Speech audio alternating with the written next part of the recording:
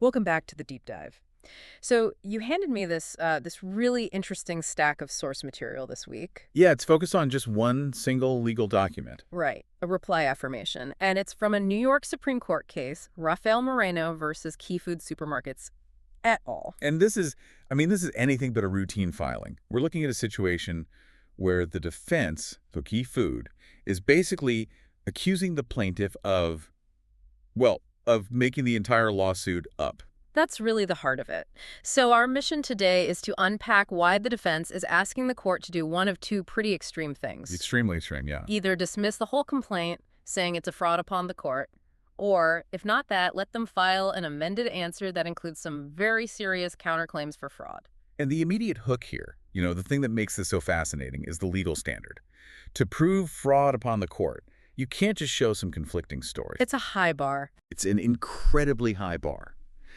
You need what they call clear and convincing evidence of deliberate, willful deceit that just, it poisons the whole judicial process. And the defense argues that the evidence they've piled up, the video, the medical records, the employment history, it doesn't just meet that bar. They say it clears it easily. Yeah. So let's start with that standard of proof and maybe look at the dramatic imbalance in what was actually submitted to the court here. Okay, so the defense is really coming at this with a two-pronged attack. The first, like you said, is just total dismissal, get this case thrown out for fraud. Right. And to do that, the conduct has to be, and I'm quoting here, deceitful and obstructionist. It has to undermine the integrity of the whole proceeding. They're not saying the plaintiff made a few mistakes. No, this is an accusation of a coordinated plan, a plan of perjury. Exactly. But what's really fascinating is how the defense uses a plaintiff's own response to make their point even stronger. The document just keeps hammering on what the plaintiff didn't submit. That part was incredible. It really is.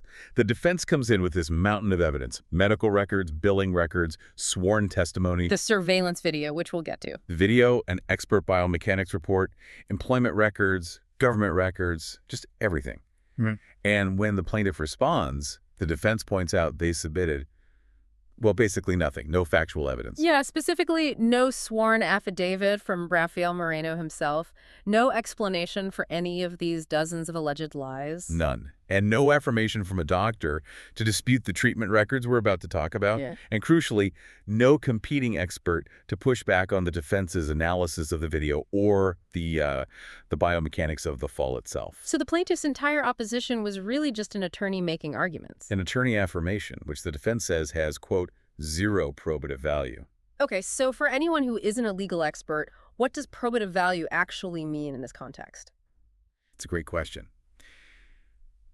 Basically, the defense is telling the judge, look, the attorney wasn't there, he didn't see the fall, he didn't work the job, he didn't get the medical treatment.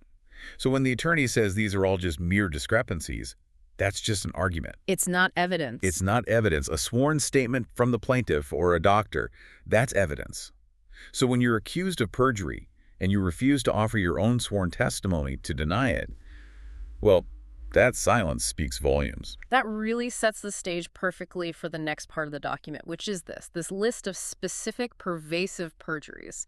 This is where we move from the legal arguments to the alleged facts of the case. And the defense is so meticulous here. They catalog every single falsehood to show that the dishonesty wasn't just in one area. It touched on his personal life, his job, and the very core of his medical story. So let's start with the personal history stuff. He allegedly perjured himself about his criminal history. The plaintiff's lawyer just kind of brushes that off as a mere inconsistency. Right. But then you get to the family connection, and this is a really vital thread that the defense starts to pull. Okay. The plaintiff apparently failed to disclose that his own mother was living with him and that she was also what they call a Subin claimant. Meaning she was represented by the same law firm. And sought treatment from the exact same primary providers, Allboro and Kolb. So why is that omission so critical? Because the defense is arguing these aren't just isolated lies. They're trying to establish a pattern. They even bring up the context of a bigger case, Union Mutual v. Subin, which involved those same providers. And in that case, the term ARHOCO was mentioned. Exactly. ARCO, the Racketeer Influenced and Corrupt Organizations Act, which is used for large-scale organized criminal schemes. So let's just unpack that for a second. When the defense brings up ARCO and connects this plaintiff to a known pattern with the same lawyers and clinics, what are they trying to signal to the judge? They're painting a picture. They're trying to say, this case isn't just one unfortunate accident.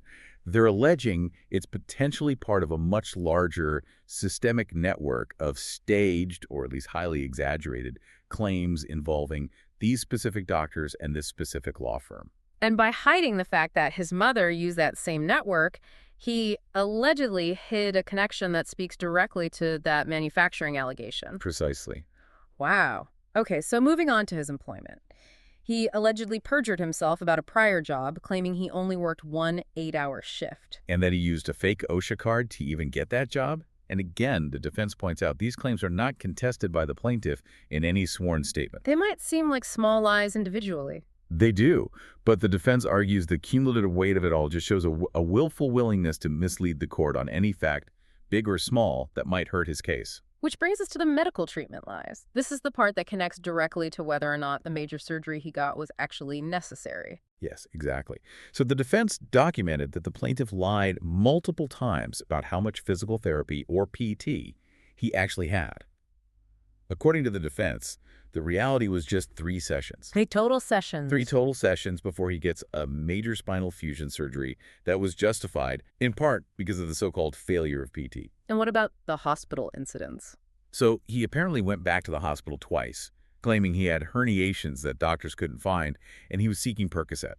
It got to the point where security had to get involved, and he allegedly threatened to sue them, too. And the plaintiff's counsel tried to dismiss this as just a gap in evidence. A gap in evidence, right. But the defense argues it's all part of the same pattern. Lying about your past, lying about your job, hiding the family connection to this medical network, and aggressively seeking specific painkillers. Yeah. They say it's all clear and convincing evidence of a calculated deceit. Which sets us up perfectly for the part of this document that is it's jaw-dropping, the alleged manufacturing of medical necessity. The defense calls it a series of stunning chronological inconsistencies. This really feels like the smoking gun. It absolutely is. Yeah. This is where it all comes together because it gets to the heart of the whole claim. Mm-hmm. Was this surgery medically necessary at all? So the defense tracked his 3 total PT sessions at this clinic, all borrow.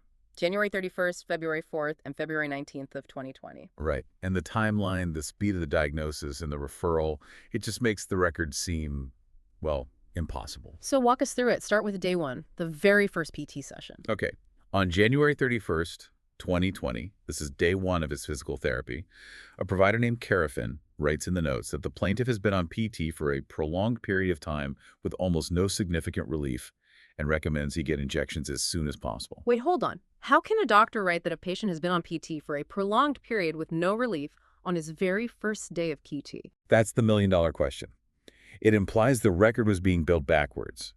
It suggests they were documenting a history that hadn't happened yet to justify the next step, the more invasive treatment. And it gets even crazier. It gets even more unbelievable on day 2. This is February 4th, the day of his second PT session.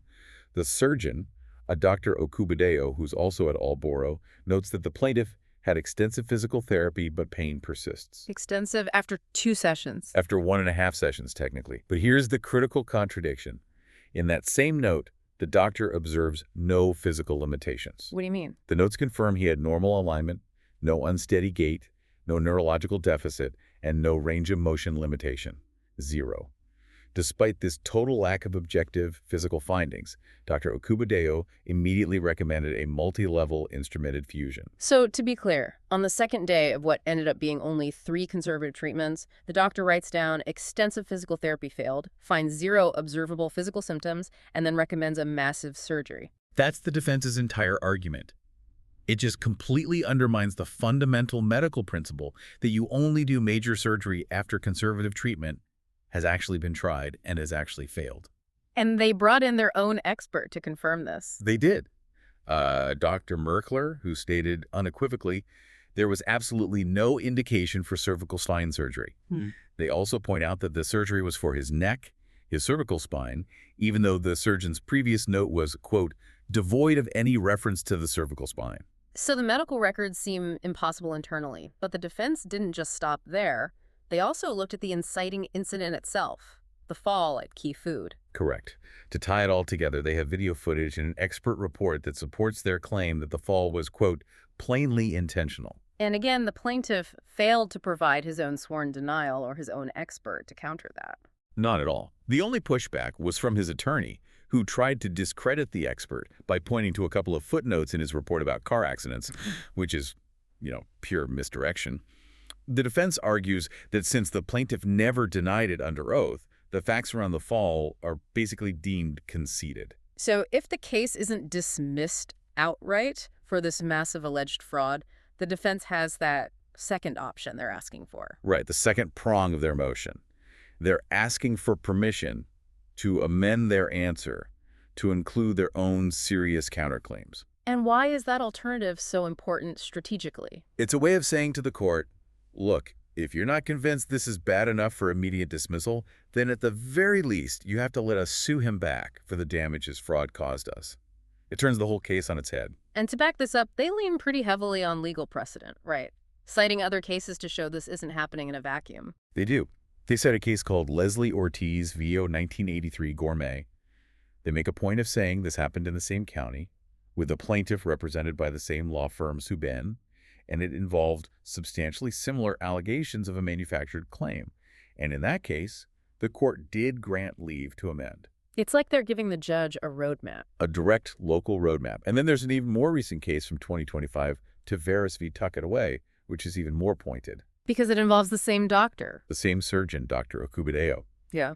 And in an almost eerie parallel, the plaintiff in Tavares also failed to disclose a family member with a similar subinol boro claim. Wow. And the defense makes sure the court knows that in the Tavares decision, the judge specifically noted that Dr. Okubadeo had been the subject of a New York Post article about his alleged questionable practices. So the defense is basically saying, Your Honor, this is not a one-off. This is an alleged continuation of a pattern that the courts have already started to recognize involving the same players and the same suspicious methods. Precisely. They're using Tavares to show their claims of systemic fraud are not just credible, but that they have judicial recognition. So what about the counterclaims themselves? What kind of damages are the defendants trying to recover? They want damages for the cost of defending what they call a manufactured case. The cost of hiring investigators, doctors, lawyers, all to uncover the truth. They're essentially saying they want the plaintiff to pay for the massive expense of defending a carefully constructed lie. So if you had to boil this entire, very dense document down to a single takeaway for the court, what would it be? It's the sheer weight of uncontested evidence. The defense argues that the cumulative effect of all of it, the personal lies about his history and his job, combined with the documented medical impossibility of the timeline, that day one failure of PT, the D2 fusion recommendation, it all meets that clear and convincing standard. The whole document is an argument that the integrity of the process itself has been broken. To the point where the judge has to intervene, either by dismissing the case or by letting them pursue these fraud counterclaims. It's just such a unique, granular look behind the curtain, a rare view into how a defense tries to systematically dismantle what they allege is a total fraud. It is. And it makes you think about the whole process, Which really leads us to our final provocative thought for you, the listener. When a civil lawsuit is allegedly manufactured from the ground up, the entire discovery process, which is supposed to be about revealing the truth, instead becomes this massive weapon used against the defendant. It forces them to spend a fortune just to prove that a lie is in fact a lie. And that really challenges the fundamental trust we place in sworn testimony and in medical narratives within our civil justice system.